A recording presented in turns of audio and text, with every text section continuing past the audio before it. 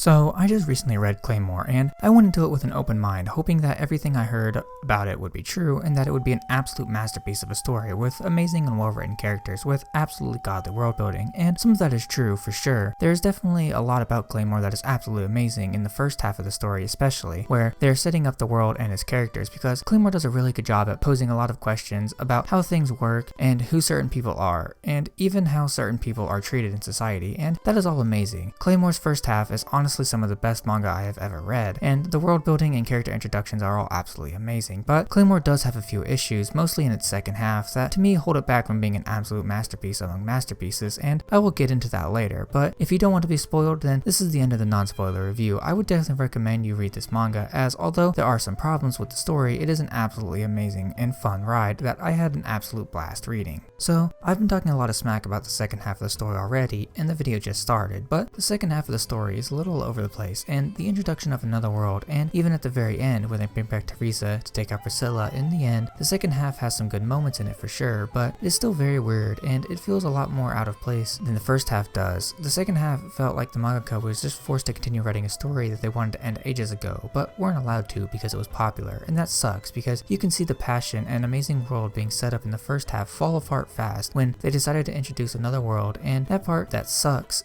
about that even more is that they don't even bring it up again until like the very last chapter when Rubel is running away from the battle, and they tell him to never come back and to tell his allies that everyone died on the island. But seriously, the second half, although it had a lot of action, doesn't have very good world building, and the newer characters for the second half are alright at least, so that's something, but overall you can definitely see that lost passion for the second half of the story of Claymore, but it is still a good read, and the second half is still very solid. It's just that part of it holds back Claymore from being an absolute masterpiece of a manga. The characters in Claymore are actually amazing. They're all really well written and have amazing personalities. Overall, I would say the characters are the best part of Claymore as a manga, because the characters were so interesting that they kept me coming back because I wanted to learn more about them, or I wanted to see what they would get up to next, and that is awesome. The characters in Claymore truly are extremely well written, and I love it. Claire as a character is amazing for a lot of reasons. One of the main reasons is because she gets the most development as a character, and that is obviously because she's the main character, but there are other reasons as well as to why her character is amazing. She's the first Claymore we ever see in the story, so it makes us ask, why did she decide to become a Claymore? What is her reason for fighting these monsters? And also, Claire shows a lot of compassion to another character, Rocky, when no one else would, and that gets us inside the head of one of the Claymores and lets us know that, hey, these Claymores are much more human than anything else, and that they really do care to fight for people, and they're even capable of falling in love. But the main thing is that it gets us to want to know her backstory and how she ended up where she is, and finally comes the backstory, and we learn, just like she did with Rocky,